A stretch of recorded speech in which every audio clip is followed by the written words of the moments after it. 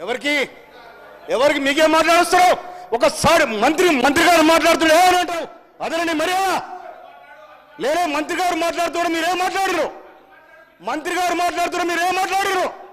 ఏ అంటావు అదేనండి సభ మర్యాద ఇక్కడ శామ్యూల్ గారు అందుకోసం అధ్యక్ష మీకు ఇవాళ గోల్కొండ కోట కింద ఒక పాట రాసిండ్రు బండి యాదగిరి నైజాం సర్కార్ కూడా గోల్కొండ కోట కింద నేను గోరిగడతం కొడతా అన్నారు ఎందుకన్నారు ఆ మాట దొరల జాగీర్దారులు దేశముఖులు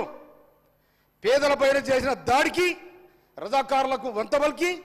ఇవాళ సర్వనాశనం చేశారు పేదరికాన్ని అందుకోసమనే ఆ గోల్కొండ కోటను ఏనాడు వదిలిపెట్టారు దాంట్లో పోయి జెండా ఎగిరేస్తారు జాతీయ జెండా నీకు ఇలా పరేడ్ గ్రౌండ్ దేశానికి స్వతంత్రం వచ్చినాడు పరేడ్ గ్రౌండ్ కేటాయించారు అక్కడ కాకుండా ఎందుకు ఎగిరేస్తున్నాడా అందుకోసమనే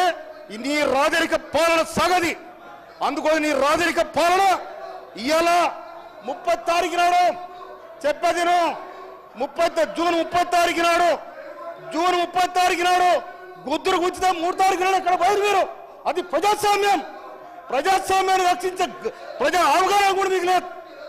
అందుకోసమనే గోల్కొండ కోట కాదు ఇలా ప్రజాస్వామ్యాన్ని మీరు అవమానం చేశారు మీరు ఇవాళ ఒక మనిషిగా చూడలే బానిసలు అనుకున్న తెలంగాణ ప్రజానికం అందుకోసం బానిసలు ఓటైన ఒక బాంబులు పేల్చారు మీరు పోయి అక్కడ పడ్డారు అందుకోసం మళ్ళీ ఒకసారి మీరు అవమానపరిచే విధంగా ఇక్కడ మంత్రులు కానీ